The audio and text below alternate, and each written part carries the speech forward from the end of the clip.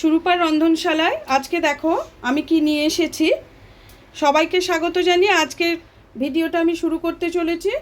আমি সুরূপা আজকে তোমাদের বাঁধাকপি, নিরামিষ বাঁধাকপি করে দেখাবো। দেখো এখানে আমি অনেকটা বাঁধাকপি, একটা ছোট গোটা বাঁধাকপি কেটে নিয়েছি। তার সঙ্গে নিয়েছি বেশ খানিকটা আলু, আর গোটা মশলার মধ্যে নিয়েছি তেজপাতা আর জিরে, আর এখানে আদা, টমেটো, কাঁচা লঙ্কা বেটে নিয়েছি। এর মধ্যে হলুদ গুঁড়ো আর কাশ্মীরি লঙ্কার গুঁড়ো আমি একটু অ্যাড করব, সেটা তোমাদেরকে দেখাচ্ছি। এতে আমি পরিমাণ মতো হলুদ দিয়ে দিয়েছি। যেটা তোমরা কতটা বাঁধাকপি নেবে, কতটা আলু নেবে সেই বুঝে তোমরা কিন্তু অবশ্যই মশলাটা দেবে। এখানে আমি কাশ্মীরি লঙ্কাটা দিলাম, হলুদ দিলাম। আমি কিন্তু খুব বেশি মশলা এতে দিই না। দেখো প্রেশার কুকারে রান্না করব, সেই জন্যই আরও তোমাদের দেখানো যে চটজলদি রান্নাটা হবে।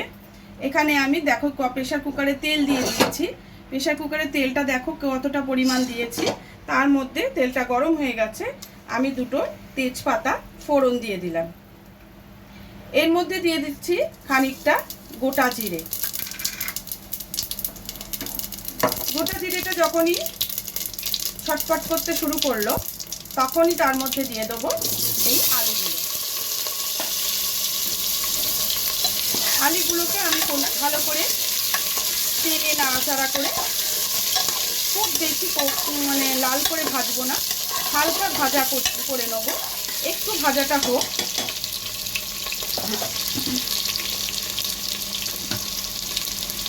আর এই মশলাটার মধ্যে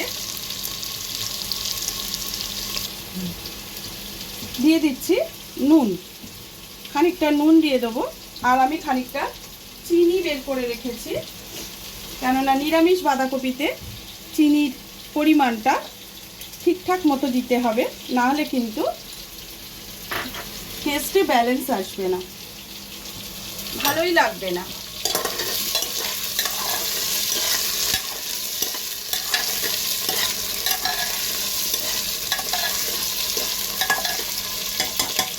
আমি বাঁধাকপি, নিরামিষ বাঁধাকপি যখন করি বা নিরামিষ কিছু কিছু তরকারি জানো আমি পোস্তও করি, তোমাদের দেখাবো।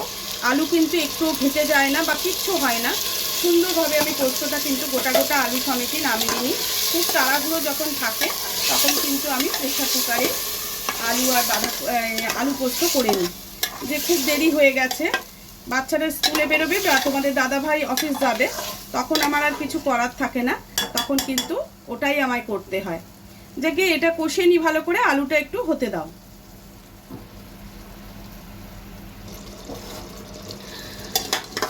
এটাকে একটু আরেকটু নাড়িয়ে দিচ্ছি, কারণ যতক্ষণ না আদার কাঁচা গন্ধটা, টমেটো আর আদার কাঁচা গন্ধটা যাচ্ছে ততক্ষণ এটাকে কিন্তু একটু ভালো করে কষে নিতে হবে। আলুটা ভালো করে কষে নিয়ে তারপর বাঁধাকপিটা দিয়ে আমি আবার কষে নেব। যতক্ষণ না হচ্ছে ততক্ষণ কিন্তু এটা একটু কষে নিতে হবে।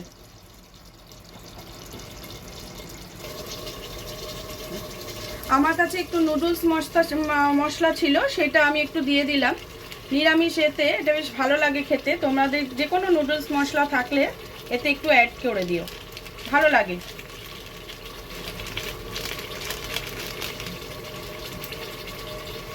আবারও ভালো করে দেখো জলটা কিন্তু শুকিয়ে গেছে, আর কোনো মশলার গন্ধও কিন্তু এখন আর বেরোচ্ছে না। মোটামুটি আমার এই মশলাটা আলুর সাথে ভালো করে কষানো হয়ে গেছে, আর তেলও ছেড়ে দিয়েছে। দেখো মানে অতিরিক্ত তেল তো আমি ব্যবহার করিনি, যতটা তেল দিয়েছি মোটামুটি সেটা কষাটা আমার হয়ে গেছে। এইবারে বাঁধাকপিটা আমি কিছুটা কিছুটা করে দিয়ে আমি কষে নেব।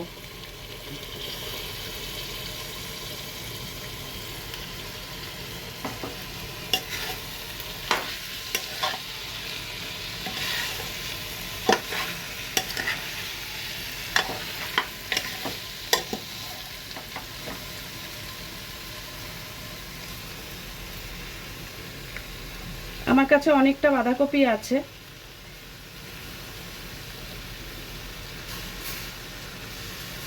আবার কিছুটা কষে নিয়ে তারপর আবার বাকিটা দেব।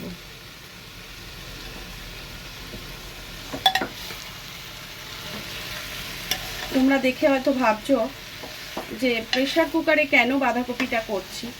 আমি করি, চটজলদি রান্না হয়, গ্যাসও সাশ্রয় হয়, আর এমনভাবে করব যাতে সব কিছু গলে পাক না হয়ে যায়, সুন্দরভাবে এটা হয়ে যাবে। দুটো সিটি দিয়ে বন্ধ করে দিলেই জিনিসটা তোমাদের তৈরি হয়ে যাবে পুরোপুরি, তখন কিন্তু আর কোনো অসুবিধে থাকবে না।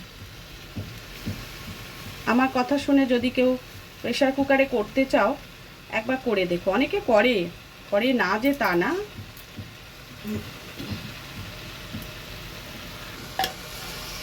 পুরো বাঁধাকপিটাই আমার দেয়া হয়ে গেছে। এবার ভালো করে নাড়াচাড়া করে, এতে কিন্তু আমি খুব বেশি জল দিই না, অনেক সময় দিই না, সেরকম বুঝলে। আমি কিন্তু সব সময় যে অনেক জল দিই তা কিন্তু না, বেশ শুকনো শুকনো সুন্দর বাঁধাকপিটা নামে। জল থাকলে না ভালো লাগে না, এইসব তরকারি একটু শুকনো শুকনো হবে ভালো লাগে, মানে জলটা যেন না থাকে।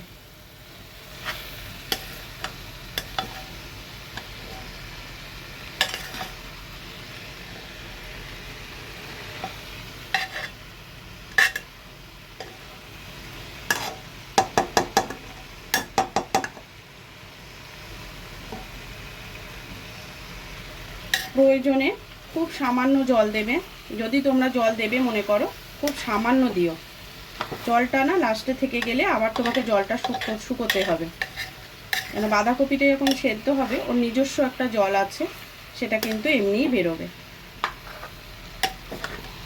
যখন মজে যাবে না এর জলটা কিন্তু বেরোবে।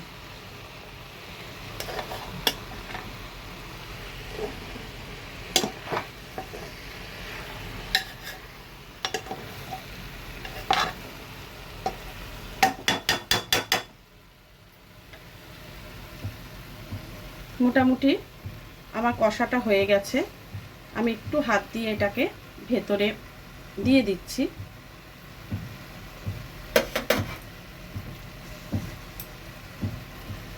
দেখো আমার জলের পরিমাণ দেখো, তাও আমি সবটা দিলাম না, এক ফোঁটা জল দিলাম। এবার এটাকে প্রেসার কুকারের মুখটা বন্ধ করে দেবো, হতে দাও, সিটি পড়ুক, দুটো সিটি।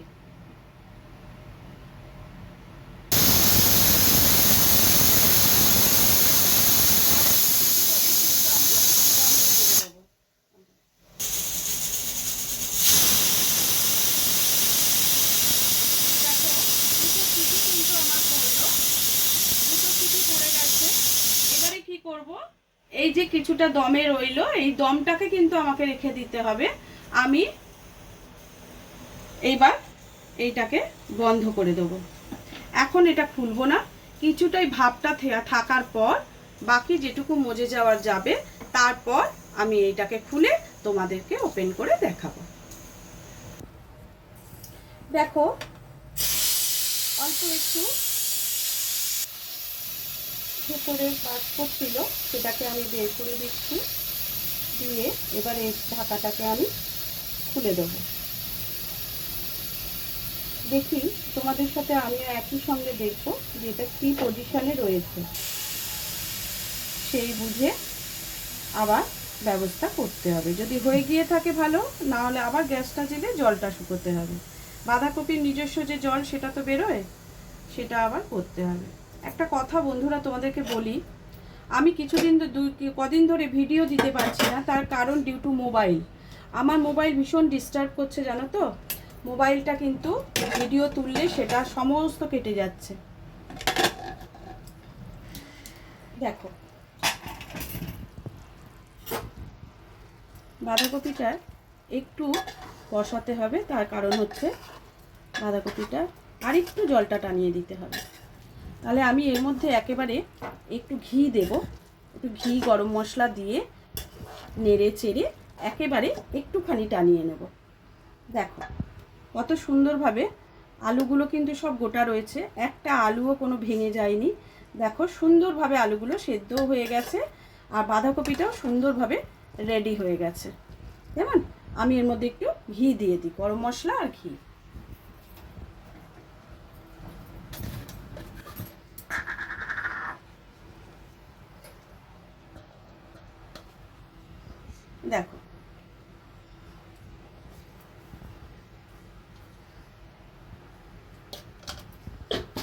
এবার দেব ঘি। আমি এখানে আমুলের ঘিটাকে ব্যবহার করছি, কেমন?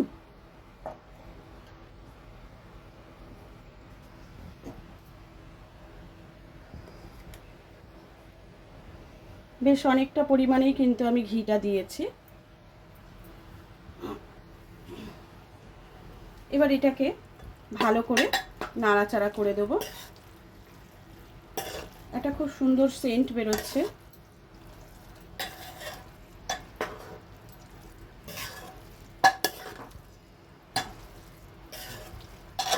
এই নিরামিষ বাঁধাকপিটা কিন্তু খেতে খুবই ভালো লাগে। এবার আমি একটু গ্যাসটা জ্বালিয়ে দিয়ে অল্প করে একটু এটাকে ড্রাই করে নেব। একটু হয়ে যাক। দেখো মোটামুটি জলটা শুকিয়ে গেছে। তোমাদের সামনেই আমি দেখিয়েছিলাম। জলটা দেওয়ার আমার ইচ্ছে ছিল না, তাও একটু দিলাম যে ভালো করে সেদ্ধ হোক, যেন তলাটা ধরে না যায়। দেখো সুন্দর করে বাঁধাকপিটা কিন্তু রেডি হয়ে গেছে। এবার সার্ভ করে আমি তোমাদেরকে দেখাচ্ছি। দেখো রেডি হয়ে গেল আমার বাঁধাকপি, নিরামিষ বাঁধাকপির তরকারি। কেমন লাগছে অবশ্যই বলো। হ্যাঁ, তাহলে তোমরাও এরকমভাবে করো। আর নিরামিষের দিনে এই বাঁধাকপি কিন্তু সত্যিই খেতে খুব ভালো হয়। ঘি গরম মশলার গন্ধে মোমো করছে, ভীষণ সুন্দর একটা টেস্টি রান্না। তাহলে আজকের মতো ভিডিওটা আমি এখানেই শেষ করছি। পরের দিন অন্য কোনো ভিডিওর সঙ্গে আবার চলে আসবো। টাটা।